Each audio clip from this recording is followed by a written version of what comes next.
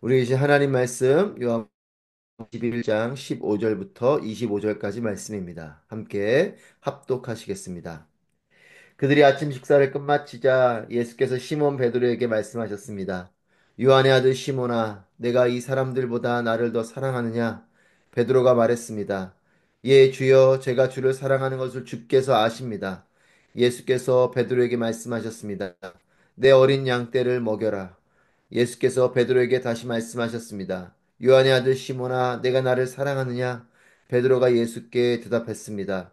예, 주여, 제가 주를 사랑하는 것을 주께서 아십니다. 예수께서 베드로에게 말씀하셨습니다. 내 양떼를 쳐라. 예수께서 베드로에게 세 번째로 말씀하셨습니다. 요한의 아들 시몬아, 내가 나를 사랑하느냐? 예수께서 세 번째 내가 나를 사랑하느냐 하고 물으시자 베드로가 근심하며 말했습니다. 주여, 주께서는 모든 것을 아십니다. 제가 주를 사랑하는 것을 주께서 아십니다. 예수께서 베드로에게 말씀하셨습니다. 내 양떼를 먹여라.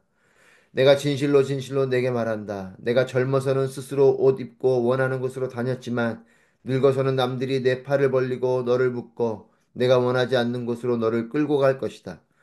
예수께서 이렇게 말씀하신 것은 베드로가 어떤 죽음으로 하나님께 영광 돌릴 것인지를 알리기 위함이었습니다. 그러고 나서 예수께서 베드로에게 말씀하셨습니다. 나를 따라라. 베드로가 돌아보니 예수께서 사랑하시던 제자가 따라오고 있었습니다.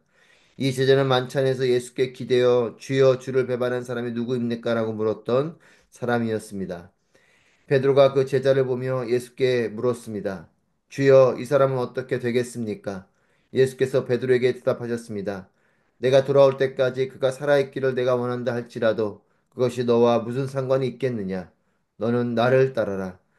이 말씀 때문에 이 제자가 죽지 않을 것이라는 소문이 형제들 사이에 퍼졌습니다. 그러나 예수께서는 그가 죽지 않을 것이라고 하신 것이 아니라 단지 내가 돌아올 때까지 그가 살아있기를 내가 원한다 할지라도 그것이 너와 무슨 상관이 있겠느냐라고 말씀하신 것 뿐이었습니다. 이 일들을 증언하고 기록한 사람이 바로 이 제자입니다. 우리는 그의 증언이 참되다는 것을 알고 있습니다. 이 밖에도 예수께서 행하신 다른 일들이 많이 있으나 그 모든 것을 낱낱이 다 기록한다면 이 세상이라도 그 기록한 책들을 다 담아내 두지 못할 것입니다. 아멘. 할렐루야, 살아계신 하나님을 찬양합니다. 우리를 사랑하시는 하나님의 그 사랑이 충만한 여러분 모두가 되시기를 축복합니다. 디베라 바닷가에서 예수님께서 제자들에게 빵과 생선을 구워 주셨습니다. 이 예수님께서 마련해 주신 아침 식사를 마치고 나서 예수님께서 수제자인 베드로에게 질문을 하십니다. 내가 이 사람들보다 나를 더 사랑하느냐? 우리는 질문에 대한 두려움이 있습니다. 질문을 통해서 지적을 당하기도 하고 또 우리도 그렇게 지적을 하기도 했었던 그런 경험 때문인지 뭔가 질문을 하면 그것이 나에게 지적하는 것처럼 나의 또한 잘못을 이제 들추는 것처럼 여겨지기도 합니다. 얼핏 보면 베드로를 시작으로 제자들을 본격적으로 나무라시려고 하시나 싶은 생각이 듭니다. 하지만 주님의 이 질문은 우리 안에 있는 상처를 치유하고 새로운 사명을 주시기 위한 질문입니다. 하나님께서 우리에게 질문을 하며 다가오실 때 그것은 우리 안에 있는 연약함과 우리 안에 있는 죄와 우리 안에 있는 해결해야 될 것들을 해결하는 하나님과 관계를 회복시키고자 하는 하나님의 마음이 있는 경우들을 많이 봅니다. 예수님께서 베드로에게 이렇게 물으시죠. 더 사랑하냐? 예수님께서 세 번의 질문을 하시는데 이 세 번의 질문이 같은 질문이지만 첫 번째 질문만 비교법으로 이것을 질문하고 있습니다. 그냥 사랑하냐가 아니고 더 사랑하냐 이렇게 물으세요. 베드로는 수제자였습니다. 그럼에도 그는 예수님을 부인한 배신과 그리고 그로 인한 마음의 큰 짐을 가지고 있는 사람입니다. 예수님이 이런 베드로의 마음을 만지려고 하시는 것입니다. 한국 문화에도 장남은 특권도 있지만 책임감도 있지요.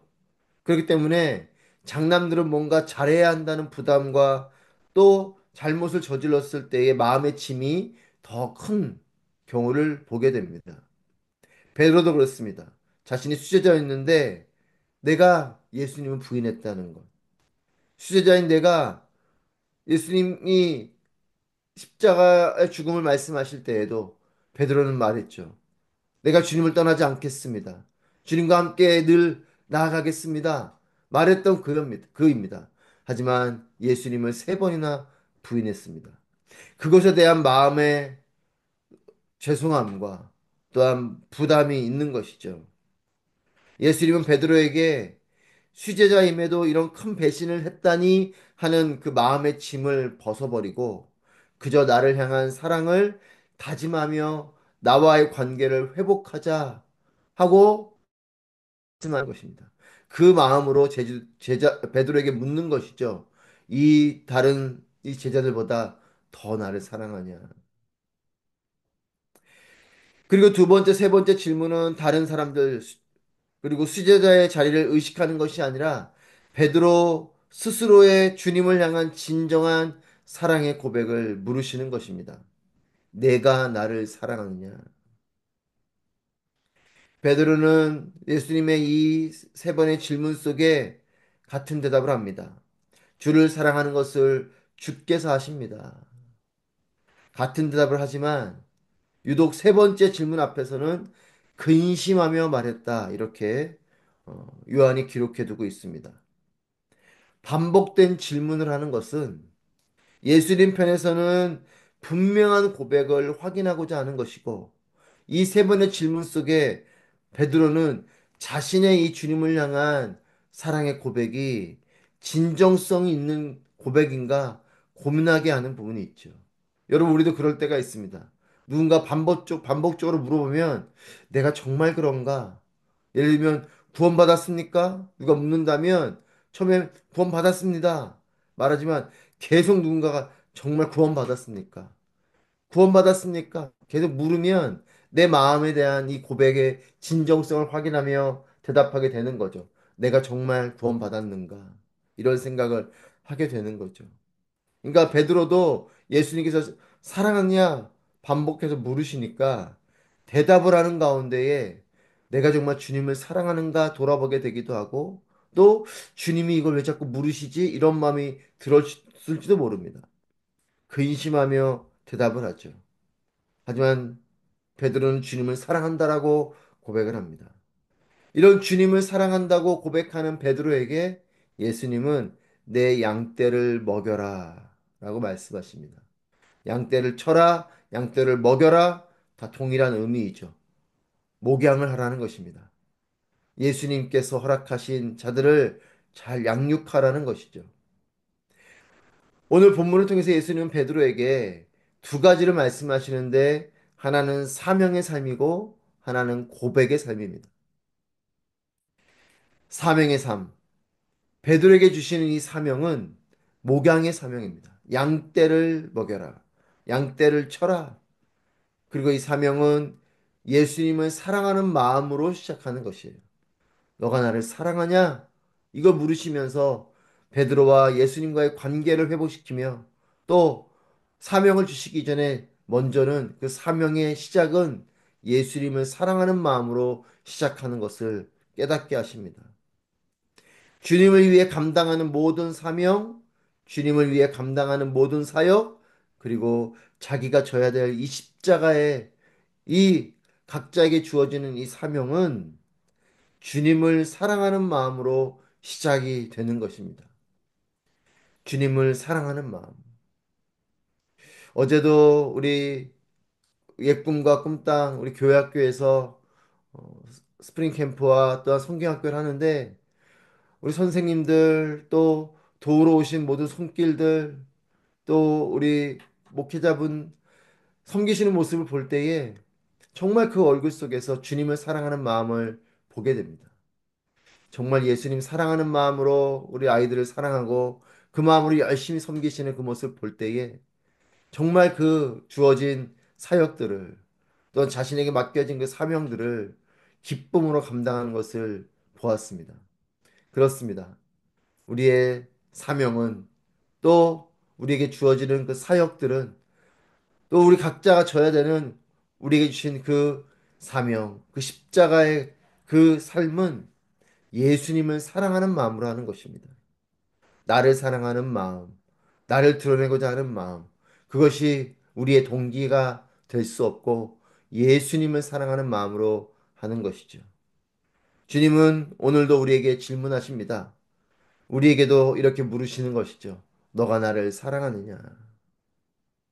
그리고 우리도 스스로 날마다 우리 자신에게 물어야 될 것입니다. 내가 주님을 사랑하는가?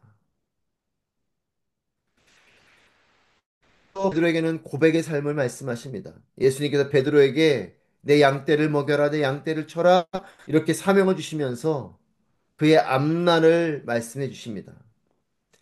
내가 젊어서는 스스로 옷 입고 원하는 곳으로 다녔지만 늙어서는 남들이 내 팔을 벌리고 너를 묶고 내가 원하지 않는 곳으로 너를 끌고 갈 것이다. 너가 자유한 자로 살았고 살아갈 것이지만 주님을 위해 묶이게 되고 끌려가게 될 것을 말씀하십니다. 그리고 후에 베드로는 십자가에 거꾸로 달려서 죽게 되죠. 이것을 미리 말씀해 주십니다. 19절에 보면 베드로가 어떤 죽음으로 하나님께 영광 돌릴 것인지를 알려주시기 위해서 이 말씀을 해주신 것이죠. 그러니까 너에게 주는 사명뿐만 아니라 너가 이렇게 앞으로 영광스럽게 죽게 될 것이다. 예수님을 향한 나의 믿음의 고백에 따라 사라지게 되는 삶이 있습니다. 사명과 별개로 주님 때문에 믿음을 지키는 것 때문에 고백을 따라 사는 그 삶 때문에 사라지는 살아내야 하는 그런 내 개인의 삶이 있습니다. 고난도 당하기도 하고 핍박도 겪게 되고 순교도 하게 되는 이런 예수님을 향한 믿음의 고백, 믿음을 지키는 것을 통해서 살아내지는 삶이 있는 것이죠. 베드로에게 이 삶을 말씀하십니다. 예수님께서 베드로의 삶을 예언해 주시면서 그렇게 베드로에게 명령하십니다. 나를 따라라. 주님께서 주시는 사명을 따르는 삶을 말씀하시는 것이기도 하고 또 주님을 따라 주님과 동행하는 이 개인의 이 베드로 개인의 모든 삶의 여정을 말씀하시는 것이죠. 그것이 사명을 감당하는 삶이든 아니면 믿음을 지키는 삶이든 이 모든 그 삶은 예수님을 따르는 삶인 것입니다. 나를 사랑하는 마음으로 나를 따름으로 너의 십자가를 지는 너의 사명을 감당하는 그런 삶을 살아내고 또 나를 따름으로 나와 동행하며 너의 믿음의 고백에 따라 주어지는 모든 삶을 살아내라 라고 말씀하시는 것입니다. 주님의 이와 같은 부르심, 나를 따르라 라는 이 부르심 앞에 베드로는 예수님께 질문을 합니다. 주여, 요한은 어떻게 되겠습니까? 예수님은 베드로에게 답하십니다. 요한의 삶이 너와 무슨 상관이 있냐?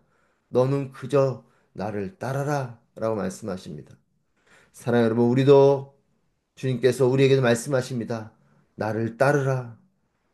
우리는 예수 그리스도를 온전히 바라보며 살아야 할 것입니다.